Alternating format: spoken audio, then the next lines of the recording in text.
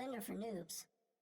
Hello, this is Dan Nobles, and welcome to Blender for Noobs, and welcome back to this, the making of the Gobekli Tepe model. In the last video, we looked at Enclosure D and how I developed that particular model. And in this video, what we're going to look at is the full Gobekli Tepe site. So like I said, I always wanted to do the full site, but I knew that it was an extremely large task. So I ended up doing just the Enclosure D, which that I was really happy with, and got kind of a validation because it showed up in a professionally done documentary. So that was really cool. And it kind of gave me the go forward to try to do the whole site. And again, kind of struggled with the idea of that. Again, myself thinking, should I really try to do this? Just thinking of all the work that is ahead of you. But like any project, any big project that you want to do, anything that you want to accomplish, if you take it one step at a time and just kind of break it up into smaller amounts, then it makes it much more doable than trying to just comprehend, trying to do all this work at once.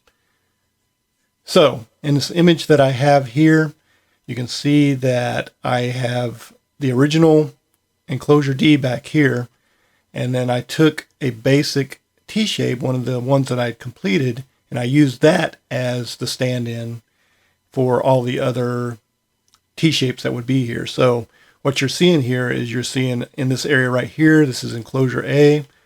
Next to it is Enclosure B. Off to the side is Enclosure C, which has the largest number of T-shapes, and that's the basic layout. And that's just, dropping them in there with the existing landscape there in my really, really bad background work here. So when you look at the actual dig site, what they do is they set it out, they map it out in this kind of grid work. So when they excavate, like when they start digging around here, they dig within a certain parameter, like they might dig within one of these squares. And what that does, I'm not an expert on this, but I believe what that does is just, enables them to concentrate on a certain area and document what they're doing, and before they, move on to the next site. So if you actually look at the actual site, or a lot of the photos of the actual site, you'll see some of the remnants of this grid work. And as they were working in there, you'll see some of that grid work. And it's not that they put anything there, it's the actual ground. They just dug it in squares, so it kind of looks like there's a grid left there. So this is me trying to kind of get a frame of reference of the grid work and where these pillars really fall. And what I was working from is I had kind of a mapping of the site itself looking down with the grid itself. So in fact, I'll show it to you here. And that was my complete reference for the placement. I actually tried to contact the German Institute of Archaeology to try to get, I'm sure they have like official mappings of it where they have measurements and everything, but I never heard from them. So I had to use, as good as what I had. So here it is again, and you can see here I'm starting to, I just put some of this texture on it just to let it blend in a little bit better, and got another screenshot of it there. And here it is again with me actually taking all that top, whatever you want to call it, all this top texture off, which was good for what it was meant for, but for the actual site, it just wasn't going to work. For the actual full site, it wasn't going to work. So this is just a shot of what the D enclosure looks like with this grid work around it. And here's another one. And you can see what I was trying to do is I was trying to get the grid work to kind of look a little bit darker so it would stand out a little bit better, because when you look at the reference photos, you actually see the grid work. It's not so dark, but kind of stands out because of the way people have been walking on it and things like that, I guess. And here you can see I've removed some of the grid work and worked it into Enclosure D. So, basically they took down that wall of dirt that would have been there at one time. So that's what it's looking like. So then what I did is I realized that, this is not, well, I knew that it wasn't all flat ground, but I had to kind of get a good idea of what kind of curvature these things were on, because they're sort of built into a hill. And so I took the grid work and I started working with it to try to mimic, what that hill does. And you can see a little note here. I rendered it between December 2015. Would have been December 31st to January of 2016. And because of the number of samples I was using for this particular image, it took a long time. So here you can see I'm starting to begin work on Enclosure A. I mean, the only way that I could do this is I could just start with an enclosure and start doing it. Like I say, you have to take a piece at a time and just start going into it. So that's what I did. So this is Enclosure A, starting to put some stonework in there. Starting to do a little work with, changing around the basic T-shape that I had in there. You can see in the background on the B T-shapes, these are all the same. These are just stand-ins. And then the ones I have here are starting to, change them as far as what they look like in Enclosure A. So I'm not sure why I took this particular look here, but you can see how the T-shapes are just kind of spread out. And you can also see I took a lot of the stonework from Enclosure D and I just duplicated it. And I was going to use this as kind of something that I could pull from, and I actually did. I pulled a lot of stones from this stonework and brought it down to Enclosure A. And I was doing that for a while, and then I realized at one point that I needed to find a way to create this stonework without having to place each and every stone, because that was getting to be just a ridiculous thought to try to manually place all these stones to where they need to go. So I came up with a way to do that, and I'll show you that in a little bit here. So this is Enclosure A, not completely done, but getting there. I've created some groundwork here. I've put this big area where there's a dirt mound here, and just kind of varied the stonework around here. And then another image of Pillar 43. I was just playing around with depth of field, trying to get a kind of a cool image on it. This one didn't turn out that great, but anyway, that's Pillar 43. Not sure why I took this image at all, but there it is. I think this is Enclosure B before I started doing anything with it. And then kind of an overall view of how the site's progressing.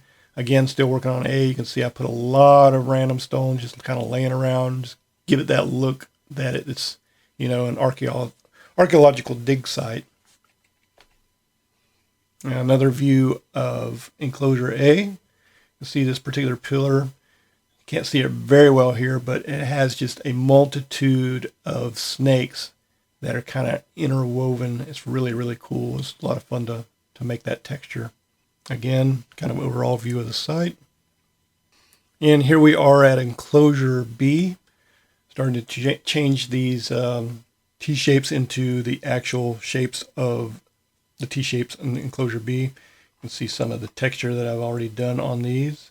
These both have fox on these main pillars. And there's a piece that's kind of laying there like that. Another overview of the site as it's looking. And here's kind of a shot of the B enclosure.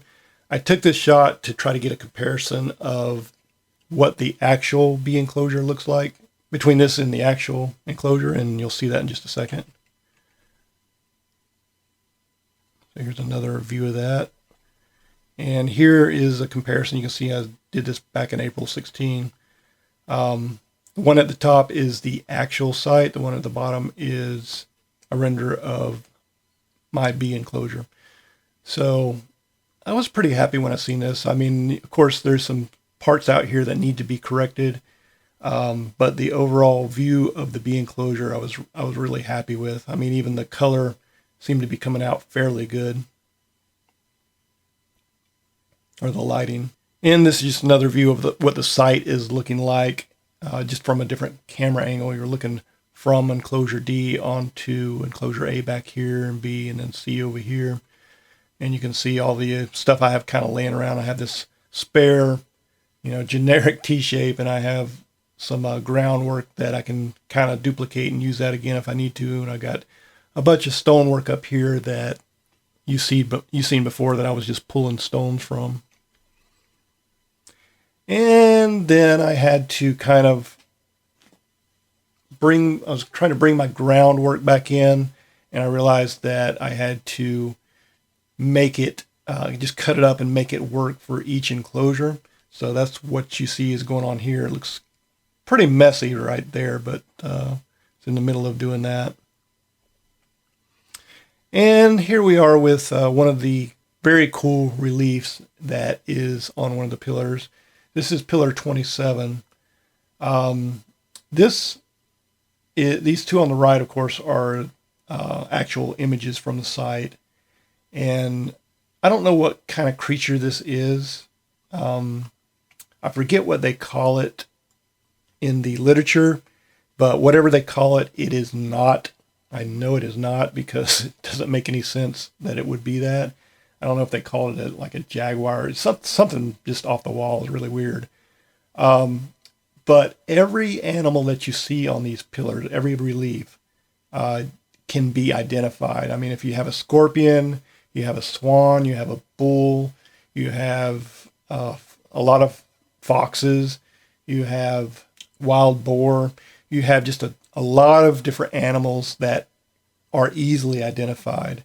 This is the only animal that I've seen that I have no idea what it is, and I don't believe they have any idea what it is. But I believe that this animal does or did exist during that time. Otherwise, they would not have made it up and put it here, because every single other animal that's on the pillars exists. So it wouldn't make any sense that they would create something, all these animals that exist in real life, and then decide on one pillar to create something that, it's a complete fabrication.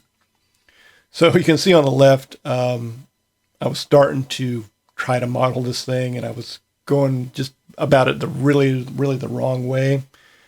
So I messed around with that for a while, and then I came up with a cylindrical shape, decided to go with that, and just trying to mimic this thing. This thing was really hard for some reason. It's like I wasn't really, I don't know, didn't put a lot of thought into how I should model it, and I just kind of dove into it and started modeling it, and then I ran into problems. But anyway, I just kind of got there a little bit. I wasn't very happy with it. It's not that perfect or anything, but once I put the teeth in there, it's like, oh yeah, this is cool. I mean, you can see this thing, whatever this thing is, look at that mouthful of teeth. I would not want to run against this thing. I mean, it looks pretty small, but it looks like it could really put a hurting on you. So I guess that's the end of him. You'll see him again. I think I got another shot of him.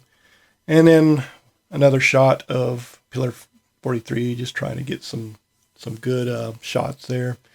But again, my lighting wasn't the best here.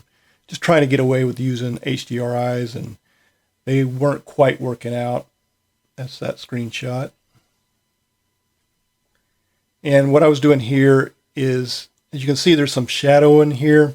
And I realized in all of my images that I was doing, what I was forgetting to do is I was forgetting the shadow work. I mean, I had early on, I put some light in there and was working with shadows, but I got away from it because I was just messing around with the coloring so much that I forgot about the shadows. So here you can see I'm starting to put some shadowing back in, which really helps with the realism, I think.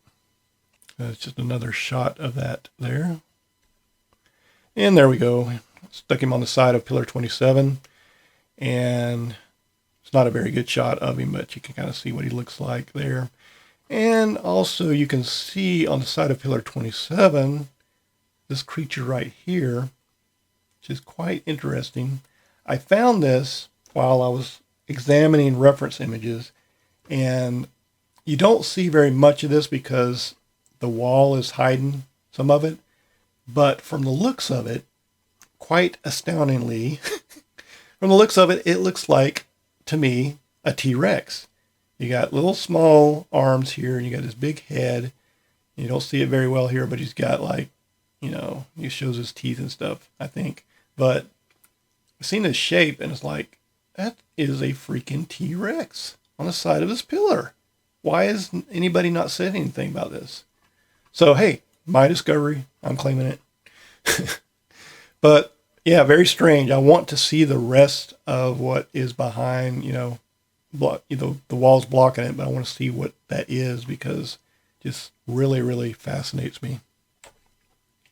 So there he is. I just kind of did a screenshot somewhat like that other screenshot. Like I said, I'm not super happy with the way he turned out, but I thought, he'll pass for what we're doing here.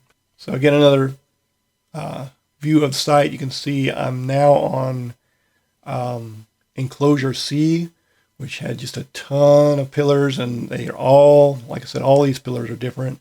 These all have very unique shapes and everything. So that was just, I did this very slowly. I'd do one and I'd take a break and I'd come back to it later. And that's why it took me forever to model this entire site, because I got so tired of making these one pillar after another. So probably now would be a good time to show you the kind of the solution I came up with this wall. You can see that I've created a lot of wall here, but I did not take, stone by stone. I actually created this wall, and I'll show you how I did that. Okay, so here you see this is actually my actual model of the full Gobekli Tepe site. This is version 6 of it. This is not the final version. I think I went to version 7, but this is good enough to kind of show you what this model looks like. So if we go 7 top view, you can see what the site looks like there. And just kind of go around it, and you can see the different pillar work. You can see that I've added a ladder there. In one of the reference images, there is actually a ladder there. You see some of the pillars are kind of laying down. There's pieces of pillars, broken pillars that are, sitting around the enclosure. But one of the things that you don't see here, there we go. So I created this generic wall here, and you can see that, I just put some variation in it. Not a whole lot, but just wanted to get this generic wall. What I did, I was going to use this to create a lot of the other work that I needed to do. So the way this works is I grab this curve here and go in and extrude it, and look what happens when I extrude it. I get more pillar work. And say if I go to 7 top view and I move this, kind of curves with it. Look at that.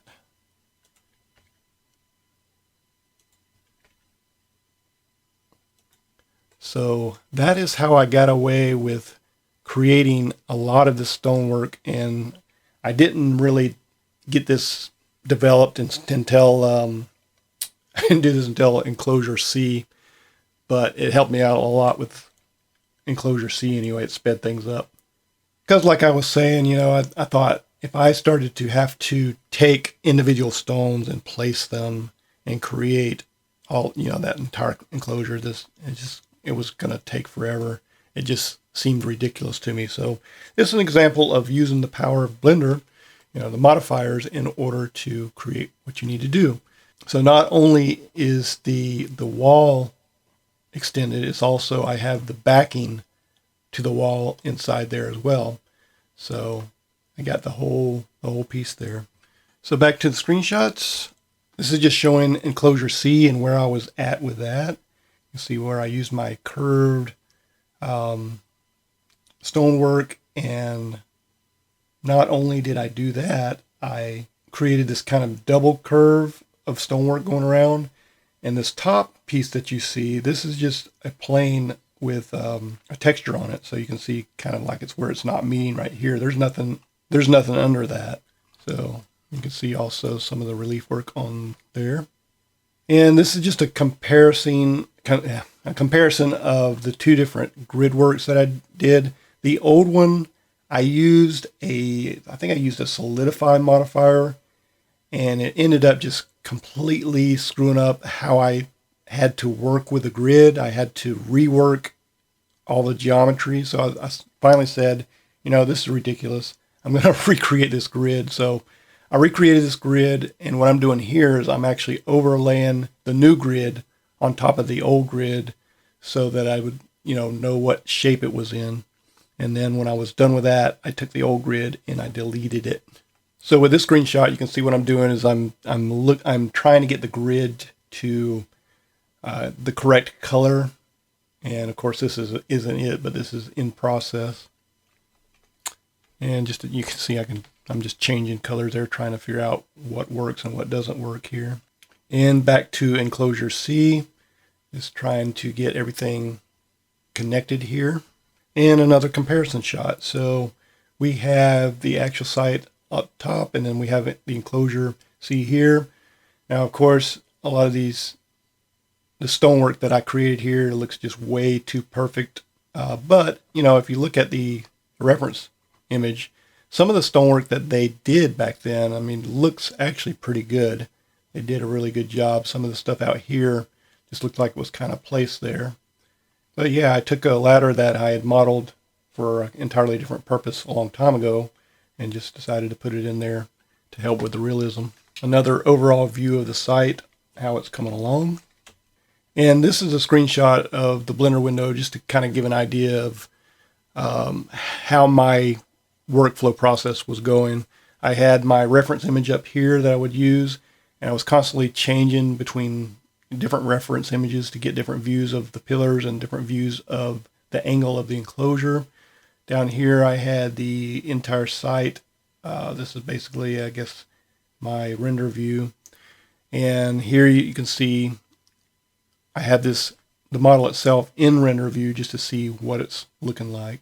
Another view of the entire site as I'm starting to get everything connected as far as the groundwork to the enclosures. And then another view, again, trying to figure out what kind of lighting I'm going to use. And I had my not so great HDRI that I was working with for this. Another view of it. And another. And here you go. This is the actual overlay mapping that I used in order to get the placement of the pillars. What I did not realize, even though this grid work layout is correct, the pillars shown here in orange are shown really too large. And I ended up, in comparison to the enclosures, they're not quite that large. I guess they made them that large just so they could kind of stand out on the map here. And what I discovered is when I started taking screenshots, the enclosure looked really too crowded. So all these pillars really should be smaller in comparison. But if I were to do that, if I were to go back and try to resize all of these pillars, I'd have to redo all the stonework to get it to, fit together with where the pillars are at. Just way too much work to worry about. They're really kind of a little bit too crowded, I think, but I was still happy with the way it turned out. So I was just doing basically just a comparison here of what the overhead looks like. And you will not get any kind of shots anymore of Gobekli Tepe, of the looking down view of seeing the pillars. There are some that kind of show a looking down view to some extent, but you can't see them anymore because what they've done is they've created roofs over a lot of these pillars to try to protect the area that they're in. And this is me kind of playing around with the ground texture. I took a texture showing the actual site and I just threw it on there just to see what it would look like. And it came out kind of interesting, I think. I mean, it almost looks like three-dimensional, where it looks like there's holes and stuff in the ground. I thought that was pretty cool, so I kept the image. And then I decided to do something completely different. So now I'm working with the ground work and the different textures, playing around with trying to get it to match closely to the actual site, because there is some green there. It's not all just, rocks and barren looking stuff. So you can see here, I took the shot here and you can see like a opening there that I had to fix. And that's what is nice about taking reference images. You see things in the reference images that, oh yeah, I need to go back and work on some stuff. Because especially with this site, there was just so much. Now, looking at the sunlight and the shadow in here, that's kind of nice how that turned out. So with this bizarre looking image, what I was doing is I decided that I did not want to take a ground texture and I did not want to map it and duplicate it throughout the ground texture. What I decided to do, and what I wanted to do, is create a ground texture that was large enough to cover the entire site so that the entire ground structure was going to be unique. It wasn't going to be a tiled, grassy, rocky looking picture or whatever. So I needed to find out, according to the size of the site and everything, really what size my ground image needed to be in order to cover it. And so I used this, I don't even remember how I did this, but I used this background image in order to figure that out. Another reason that I decided to do that is there is actually some kind of like dirt roads going around the site. So I wanted to be able to show that as well. And I can't do that with a tiled image. So just for trying to get the realism is what I decided. I knew the background, the groundwork was going to be a huge, huge image, but I thought, hey, it's worth it. So this was a top view of the site with that background on it. And I rendered it really, this is the final render. I just wanted to render this much just so I would know how many squares that I was dealing with. And then I multiplied those squares to get the actual size of my background, my ground image. So here we're starting to get closer to what I ended up with. Started changing this image. I added some, an image with some rocky kind of look. Almost looks almost kind of muddy looking, like with some green in it, which is closer to what the site looks like in some of the reference images. So another view of working with that image. You can see I got some stretching right there that I needed to fix. And of course, just looking at the way that things look and just thinking about, what I need to correct in order to make it look better. And just another view of one of the pillars here. And this is pretty much what I ended up with.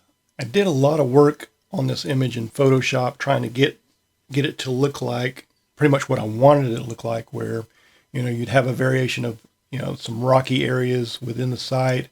And then as you move outward, you see some of the green, more of the green areas. And you have this kind of like this dirt road also going around the site. Didn't want to make the dirt road too obvious. Just wanted to make sure that, you could kind of see there was a road going there. And then there was the tree. So I had never actually made a tree in Blender before. I've made a lot of trees in View. They're really, really easy. You go to a tree, go to the type of the tree that you want, and you say create a tree. But in Blender, it's also easy, but I had never created one. So I actually went out and watched some tutorials and found out how easy it was to make some of these trees. And it was pretty cool. It was kind of a learning experience for me. So there's just kind of an angled view of the entire site. And another view. And another view of this particular one where you can see I fixed that area that was right here. And also that piece that was coming out there. And just changing the lighting, testing the lighting difference a little bit there. Another overall view of the site. And this is enclosure A, B, C, and D. There's actually a part of the site which is E and F, and I think there might also be a G. But what I did, because I realized that there was these other pieces of the site, but I had never seen any reference images to them, I finally found a few reference images, but the reference images that were available out there are just not enough available to make kind of a true representation of what they look like. So I do know that this one exists, and I do know that it's in that certain area. I think it's back here. But I created this pillar, and I laid it on the ground there just to kind of represent that, yes, there is more. And we know that even with these enclosures basically uncovered and excavated, within this hill, there is just tons more. They've done ground penetrating radar, and they say that what they've excavated so far is like, I don't know if it's 5 or 10%, but it's a very small amount that they've excavated. And one of the things that the archaeologist said is, he wanted to leave those other areas alone for future archaeologists to dig into.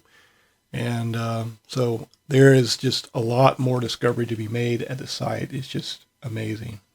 So this is kind of a view that I wanted to try to get because there's a reference image that has this kind of angle. So I just wanted to see how it was comparing. So here you can see that I've got rid of my crappy HDRI background, and I've come up with another background.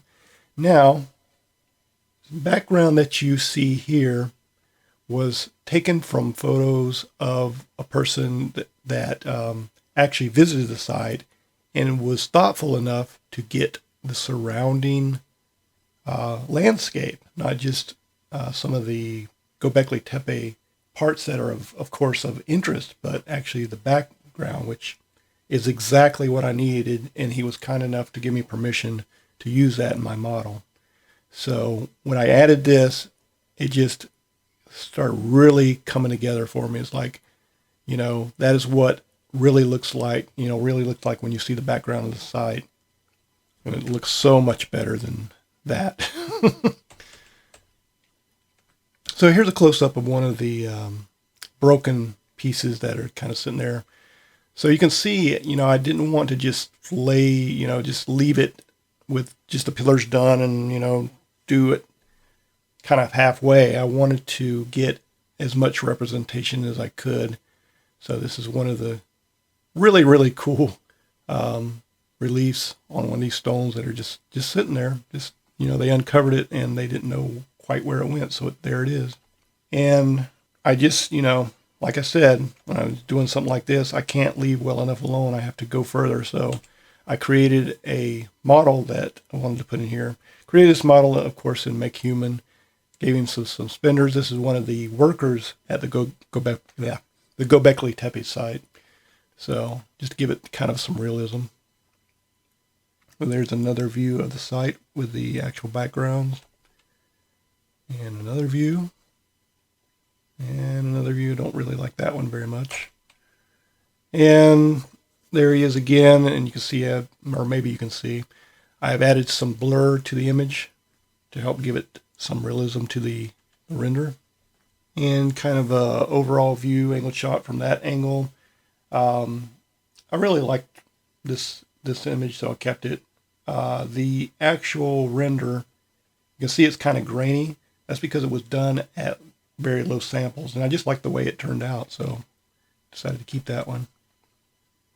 And this is one of the main shots that I took, or final renders that I took of the site.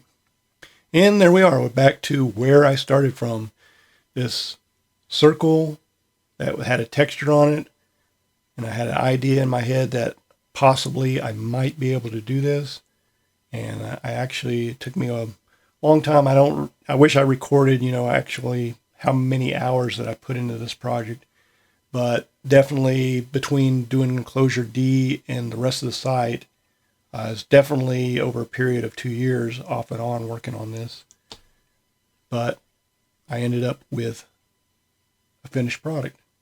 So I'm just going to show you very quickly the final renders that I came up with for this model. So there's that one that we've pretty much seen already. And just an overall view of the site there. And that one showing Enclosure C. You can see these are done. These are actually 1200 by 1200 because that's what TurboSquid recommends on their site. I'm not sure why, but that's what they use. And then overall view of the site, a looking down view of the site, a view showing mostly Enclosure A and B, and then C and D. And that's the one where I did at lower samples. And then just to kind of try to give a little bit of close-up of one of the pillars and show the release on it. And a close-up of that guy and standing proudly at his Gobekli Tepe worksite. And this is part of Enclosure C. And then again, as we've seen before, just the comparison of the two shots from the B side, the actual photo and the rendered from out of Blender. Another view of Enclosure C and B. And just a different view of Enclosure A. Wasn't very happy with this one because I had to fix that stonework there. That looked like it was kind of floating out there. And of course, Pillar 43, can't leave that one out. And an overall wireframe view, top view of the wireframe. And wireframe showing what the stonework looks like. And the pillars as well. And a view of Pillar 27, showing our strange creature animal there. And then how the actual render looks when you render it. And there he is again. And I wanted to get a render of this particular pillar because this is a pillar that the archaeologist Klaus Schmidt had posed by, I think, on the cover of one of his books or something like that. I thought it was pretty cool, so got a picture of that. So there we are, back with the first image. If you have listened to me this far, I hope I haven't bored you too much. Doing this site was a lot of work, but ultimately, just completing it was a really, real satisfaction. It's just something that I wanted to do. I would be disappointed, if I put it up and nobody was interested and nobody ever bought one, but I would be happy that I'd done it because I wanted to do this. And then to have it show up in a documentary was like kind of the icing on the cake. It's like, wow, it's really, somebody thought enough of my work to show it. So that was really cool. I just leave you with this thought, if there's something that you're thinking about modeling, something that you want to create in Blender, and it seems very daunting, it seems like something that is just going to be too much to take on, just remember that you don't have to do everything at once. If it's something that you like, something that you would love to do, then take a piece at a time and start working with it and start molding it into what your vision is. When Michelangelo or whoever sculpted their masterpieces, there was this block of granite or whatever they used. I'm not a sculptor, so I'm not familiar with all the materials and everything, but I do know that they started out with something that didn't look like anything but a block of, a boulder or whatever. And they chipped away until they started to see what was in their vision. And, might have took them a long time, but the more you go, the more you get into it, the more it looks like your vision, and the more it makes you want to continue and finish what you're doing. So, in closing, I guess I will say, don't be afraid to create your dreams, create your visions, because you just never know where those visions will go to and what will become of them. So, thanks for watching, and I'll catch you in the next video.